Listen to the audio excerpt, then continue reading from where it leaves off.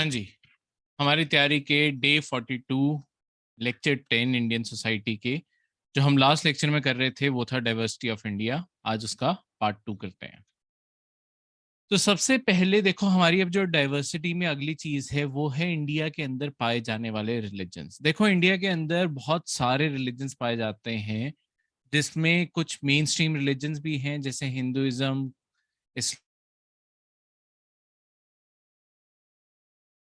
इस्लाम, Christianity, Buddhism, Jainism, Sikhism के tribal religions भी पाए जाते हैं। ठीक है। इसके अलावा देखो, इंडिया की डाइवर्सिटी का एक बहुत यूनिक फीचर ये है कि हमारे यहाँ पे एक सिंगल रिलीजन की बहुत बड़ी डोमिनेंस है। 79.8% पॉपुलेशन हिंदू पॉपुलेशन है इंडिया की। पर इस मेजोरिटी का ये मतलब नहीं था जैसे श्रीलंका के अंदर हुआ कि हमने डिस्क्रिमिनेट करना शुरू कर दिया हो बाकी रिलीजन्स के साथ। श्रीलंका में क्या हुआ था, श्रीलंका में आपके एक साइड पे सिन्हाला कम्युनिटी है जो आपकी बुद्धिज्म फॉलो करती है, और वहाँ पे एक तमिलियन कम्युनिटी है जो या हिंदू है या मुस्लिम है।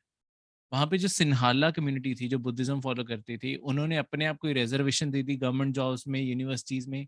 अपनी लैंग्वेज, सिन्हाला लैंग्वेज है, उसे ही नेशनल लैंग्वेज डिक्लेयर कर दिया, जिसके कारण मतलब सारी एडवांटेजेस उन्होंने अपनी कम्युनिटी को दे दी थी, जिसके कारण आपकी वॉर, सिविल वॉर डिक्लेयर होगी, आपस में लड़ने लग गए वो।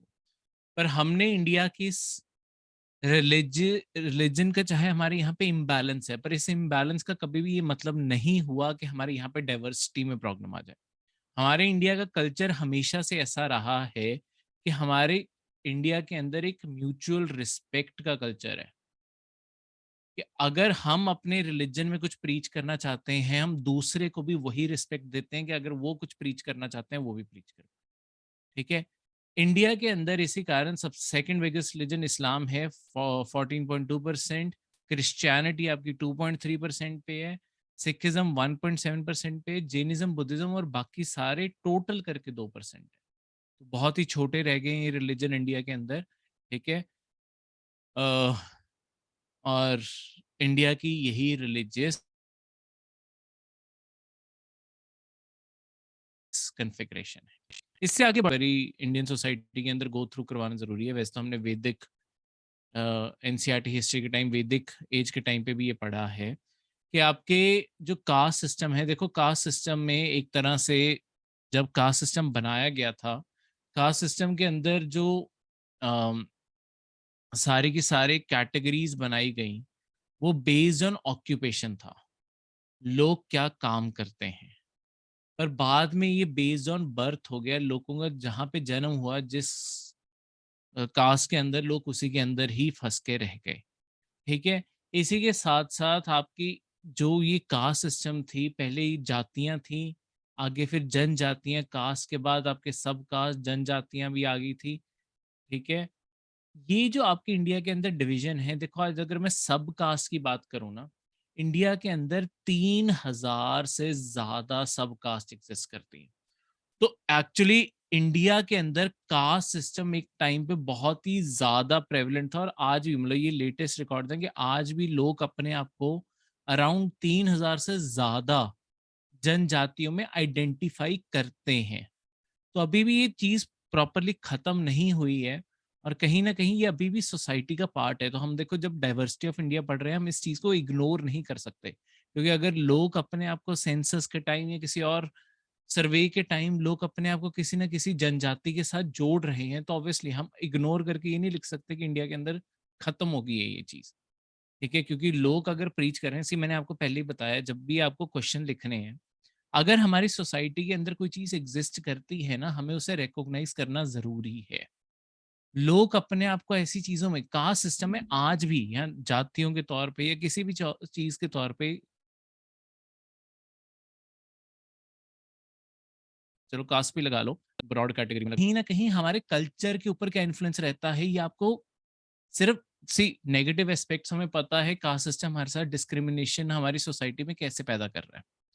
ठीक है। या क्या डिसएडवांटेज लेके आता है, पर क्यों इसे अभी भी लोग आइडेंटिफाई करते हैं, आपको ये भी इंडियन सोसाइटी के क्वेश्चन के अंदर रिकॉग्नाइज करना जरूरी होगा। आपको तभी पूरे नंबर मिलेंगे, क्योंकि अगर चीज सोसाइटी में एग्जिस्ट कर रही है और आप कल एडमिनिस्ट्रेटर बनना चाहते हो, आप ये नहीं कर सकते कि नहीं मैं नहीं मानूंगा क्योंकि ये अपने आप में प्रिंसिपल गलत है सबको पता है। पर लोग अगर मान रहे हैं, आपके अगर कॉन्स्टिट्यूएंसी लेट्स सपोज आपके डिस्ट्रिक्ट के लोग इन सारी चीजों में है, आप आंखें बंद करके तो नहीं बैठ सकते, आपको पता तो होना चाहिए लोग ये मानते क्यों हैं और उसमें क्या प्रीच करते हैं।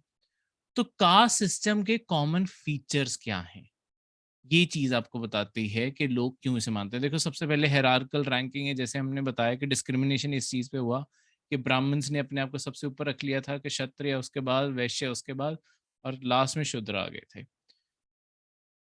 इसके बाद इनकी यूटिलिटी मेनली ये दो चीजें हैं, ठीक है, मतलब कहाँ क्यों लोग अपने आप को आइडेंटिफाई करते हैं। सबसे पहले हर कास्ट के लोग अपने आप को आज भी इंडिया के अंदर ना कहीं एक क्लोज ग्रुपिंग के तौर पे देख रहे हैं, ठीक है। जैसे ब्राह्मण्स हैं, ब्राह्मण्स अपने आप को ब्राह्मण से ही ज्यादा रिलेट कर रहे हैं, ये रियलिटीज हैं इंडिया की, ठीक है, मैं आपको वो नहीं कुछ पढ़ा रहा, जो इंडिया की रियलिटीज हैं कि एक क्लोज ग्रुपिंग के तौर पे देखते हैं कि हम एक साथ हैं, हमारे इंटरेस्ट भी एक साथ है। और इसी से फिर अगले पॉइंट से आप जोड़ लोगे ये क्लोज ग्रुपिंग कहाँ पे दिखती है। इसी के कारण आपकी एंडोगैमी प्रैक्टिस होती है। एंडोगैमी का क्या मतलब होता है, एंडो का मतलब होता है इनवर्ड, ठीक है।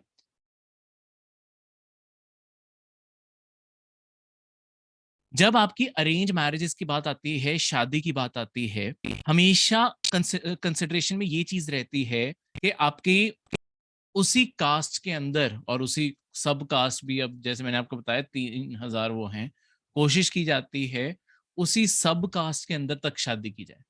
तो हमारे यहाँ पे हो क्या रहा है, ये जो कास्ट ग्रुप्स हैं, जब भी अरेंज मैरिजेस आती हैं, कास्ट ग्रुप्स एक बहुत बड़ा, सबसे पहले देखो रिलीजन कंसिडर किया जाता है इंडिया के अंदर के, रिलीजन क्या है, उसके बाद कास्ट कहीं ना कहीं, अरेंज मैरिजेस की बात कर रहा हूँ, ऑब्वियसली लव मैरिजेस के रूल अलग हो जाएंगे, अगले लेक्चर में हम मैरिजेस के बारे में इंडिया में पढ़ेंगे। पर फिलहाल अभी इस चीज को पढ़ते हुए, हमारे यहाँ पे आपने इस चीज को घरों में भी देखा होगा, कहीं ना कहीं सुना भी होगा कि लोग अपने ही कास्ट के अंदर शादियां करवा रहे हैं। इस चीज को कहते हैं एंडोगैमी। लोग अपने आप को एक क्लोज ग्रुप के तौर पे देख रहे हैं कि हम सारे एक साथ हैं, हम एक अलग ग्रुप है, हम एक अलग ग्रुप हैं और हमें हमेशा एक साथ रहना है, तो आपस में ही शादियां करवा रहे हैं। तो एक क्लोज्ड ग्रुप बन चुका है ये, ठीक है। और इसी के कारण आपकी ये जो कास्ट की जो आपस में मूवमेंट है, ये और ज्यादा रिस्ट्रिक्ट हो जाती है, क्योंकि अगर लोग हर कोई अपने कास्ट में रहेगा, क्लास का अलग अलग कास्ट में आपस में कांटेक्ट कम होता जाएगा और मोबिलिटी थ्योरेटिकली इम्पॉसिबल हो जाती है। मोबिलिटी का क्या मतलब है कि कोई पर्सन अगर अपनी कास्ट चेंज करना चाहे, वो लिटरली इम्पॉसिबल, वो तो जैसे हमने पहले ही पढ़ा है कि ऋग्वेदिक टाइम मोबिलिटी थी कि कोई भी अपना प्रोफेशन चेंज करेगा उसका कास्ट बदल जाएगा। पर लेटर वैदिक आते आते आपका सिस्टम ही ऐसा बन गया कि इस चीज को चेंज करना ही बहुत मुश्किल हो गया, ठीक है। तो वो सारी की सारी चीज एक कॉमन फीचर के तौर पे कास्ट स्ट्रैटिफिकेशन का पार्ट बन जाती है।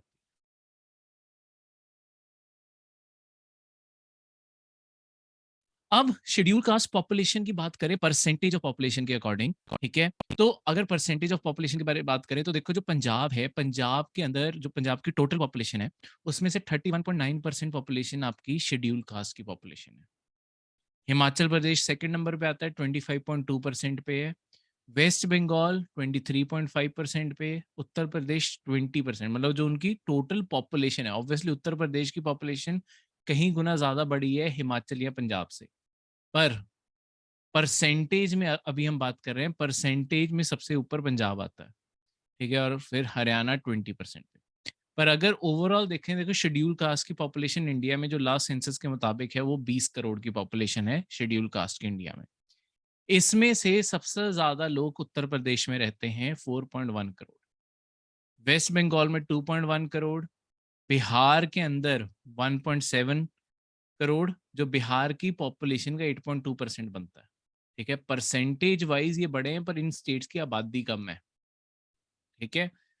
तमिलनाडु 7.2%, उनकी अपनी आबादी यानी कि 1.4 करोड़, 1.4 आपके आंध्र प्रदेश में, और बाकी सारी बाकी स्टेट्स के अंदर, ठीक है। तो उत्तर प्रदेश के अंदर नंबर सबसे बड़ा है, पंजाब परसेंटेज में सबसे बड़ा है ऑफ टोटल पॉपुलेशन, ठीक है।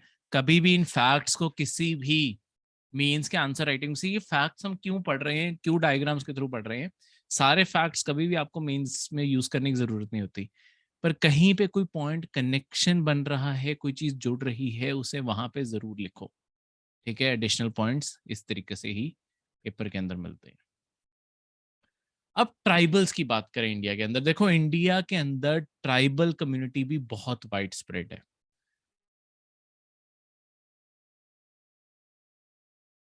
ठीक है, ट्राइबल्स होते क्या हैं, देखो ट्राइबल्स ऐसे लोग होते हैं जिनकी अपनी खुद की, सबसे पहले वो कोई ना कोई एक यूनिक टेरिटरी जिसे वो अपना मानते हैं, उस टेरिटरी के अंदर वो रहते होंगे, उनका अपना खुद का कोई कल्चर होगा, उनकी अपनी खुद की कोई ना कोई लैंग्वेज होगी, वो बाहर की कम्युनिटी से इंटरेक्ट करना पसंद नहीं करते होंगे। ठीक है, उन्हें आउटसाइडर्स पसंद नहीं होते, आउटसाइडर्स का कल्चर, आउटसाइडर्स का इन्फ्लुएंस कुछ नहीं पसंद होता। उन्हें होता है हम जहाँ पे रह रहे हैं, अपने कल्चर में रह रहे हैं, हम उसी के अंदर रह के खुश हैं, वो उस तरीके से ही रहना चाहते होते हैं। ठीक है, अब ये जो सारी की सारी चीजें हैं, यहाँ पे फिर इनके कुछ आइडेंटिफाइंग, ट्राइबल ग्रुप्स को आइडेंटिफाई कैसे किया जा सकता है, उसके कुछ पॉइंट्स हैं, जैसे लीस्ट फंक्शनल इंटरडिपेंडेंस। देखो ट्राइबल्स के अंदर ये कास्ट सिस्टम जैसी कोई चीज नहीं होती, वहां पे हर पर्सन कोई भी फंक्शन परफॉर्म कर सकता है, वहां पे एक दूसरे के ऊपर ऐसे कोई कैटेगराइजेशन नहीं होती।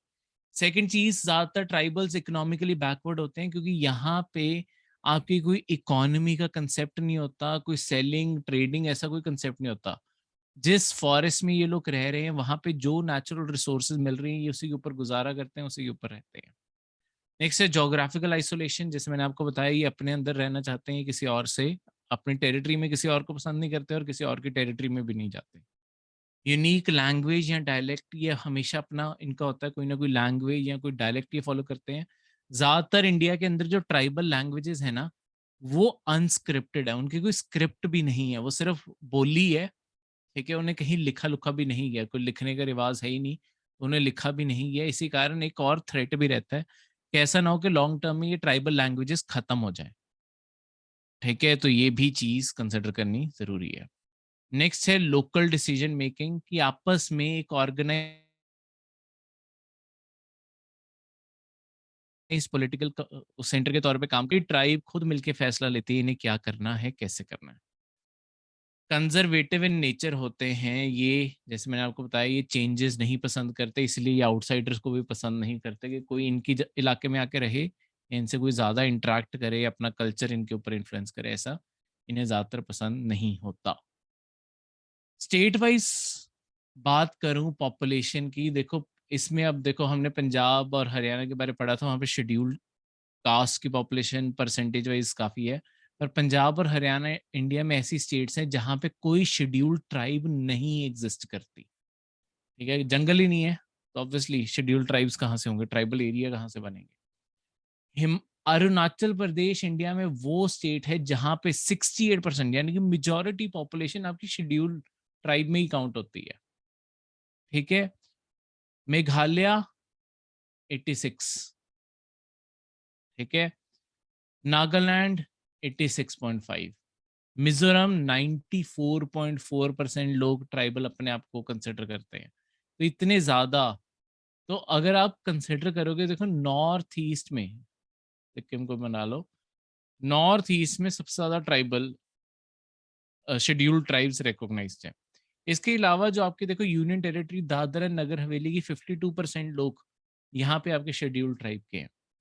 ठीक है, छत्तीसगढ़ में 30% जो पॉपुलेशन है वो अपने आप शेड्यूल ट्राइब, उत्तराखंड में 26%, ठीक है, ओडिशा में 22%। तो ये काफी बड़ी आबादियां हैं जो इन स्टेट्स के अंदर है। ठीक है, कई जगहों पे बहुत कम भी है, देखो बाकी जगहों में तमिलनाडु 1.1% ही आबादी, केरला में 1.5 ही है, ये छोटी छोटी आबादी है। ठीक है, पंजाब हरियाणा जैसे मैंने आपको बताया नीली है, उत्तराखंड में 2.9%, हिमाचल में 5, सबसे ज्यादा कंसंट्रेशन है, मेजोरिटी पॉपुलेशन वहां पे अपने आप को ट्राइबल ही कंसिडर करती है, ट्राइब्स ही ट्राइब्स है वहां पे ऑब्वियसली, वहां पे ज्यादातर वो ट्राइबल शेड्यूल ट्राइब की लिस्ट में भी ज्यादातर लोग आते हैं वहां पे। ठीक है, एक लास्ट में जाते हुए, कभी भी कंक्लूजन लिखना हो इन चीजों का, तो एक कंक्लूजन की बात करें, the extra ordinary characteristic of this land is that, ठीक है, एक एक्स्ट्राऑर्डिनरी कैरेक्टरिस्टिक हमारे इंडिया का of this land is that in spite of all diversity in different fields, चाहे हमारे यहाँ पे बहुत सारी डाइवर्सिटीज हैं अलग अलग चीज़ों में, physical, social, linguistic, cultural, religious, ठीक है, there is a fundamental thread, एक धागा है of unity in the history of India. हमारे इतिहास में ही हमेशा एक ऐसा एक थ्रेड चलता आया है कि जो हमें हमेशा बांध के रख रहा है, जोड़ के रख रहा है। चाहे मतलब एक बहुत ही एक्स्ट्राऑर्डिनरी कैरेक्टरिस्टिक है, चाहे हमें जितनी मर्जी डाइवर्सिटी हो, हमारे एक थ्रेड हमेशा हिस्ट्री में चलता है जो हम सबको एक साथ जोड़ रहा है। और इसी कारण India has been able to project itself as a single territorial unit in the face of physical, political, social and economic contrast। चाहे हमारे फिजिकल फीचर्स जो इंडिया के हैं और हमारे खुद के भी पॉलिटिकल, सोशल, इकोनॉमिक, चाहे हमारे सारे अलग अलग फर्क हैं, पर हम फिर भी जुड़े हुए हैं। ये इंडिया अपने आप को हमेशा ऐसे प्रोजेक्ट कर पाया है दुनिया भर को और खुद को भी। ठीक है, ये हमारी एक बहुत ही यूनिक चीज़ है जो हमारे पूरे कल्चर में चलती आई है। ठीक है, तो ये चीज़ यहाँ पे क्लियर है। तो इन लाइनों को भी मॉडिफाई करके, और जो लास्ट लेक्चर में मैंने आपको इंट्रोडक्शन को भी बताया था, उन्हें मॉडिफाई करके ऐसे आप इंट्रोडक्शन और कंक्लूजन की लाइनें यहाँ से क्रिएट कर सकते हो। ठीक है, ये था आपका ये लेक्चर। Thank you.